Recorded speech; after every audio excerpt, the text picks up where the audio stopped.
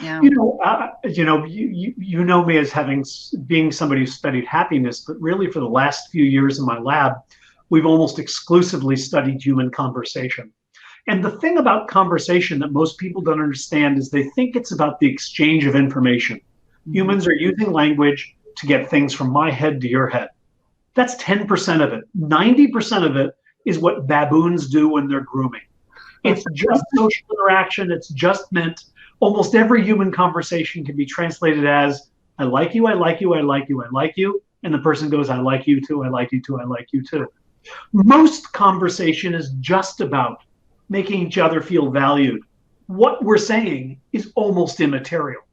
And so I think my Alexa doesn't understand that, but it sounds like with your help, she's on her way. Well, I think that's kind of ultimately where we would want to go with a lot of these, devices and conversational agents and social robotics. But let's go back to human conversation, because I think it's so relevant in our world today. Obviously, a lot of us are social distancing, and the way we communicate is virtually. So much of our conversation is virtual. And so we've been thinking a lot about how to make these connections still as empathetic and still as effective in a virtual world. And I have a theory that we need to over amplify these nonverbal signals. So for example, as we're talking, I need to make sure that I nod my head clearly, or I smile clearly in response to what you're saying. Or if you're like sharing a sad story, then I do my puppy face.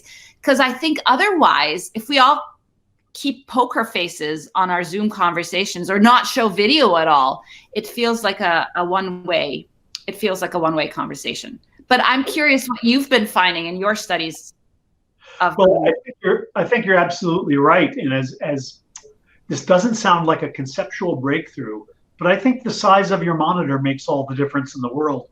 Right now, I'm looking at you, and you are the size of a baseball card. And so I can't see the very fine motor movements of your mouth or eyes. And so I need you to exaggerate your speech and your emotions to understand what you're feeling. But when I do occasionally talk to people on a much bigger screen and they're close up and I can really see their faces in real size, I must say, I'm astounded by how quickly I forget that the conversation isn't face to face. So I think it's a very small technological leap from face to face to a very palpable virtual conversation, and it has a lot to do with the size of your damn monitor. That's so interesting. That's an easy fix. So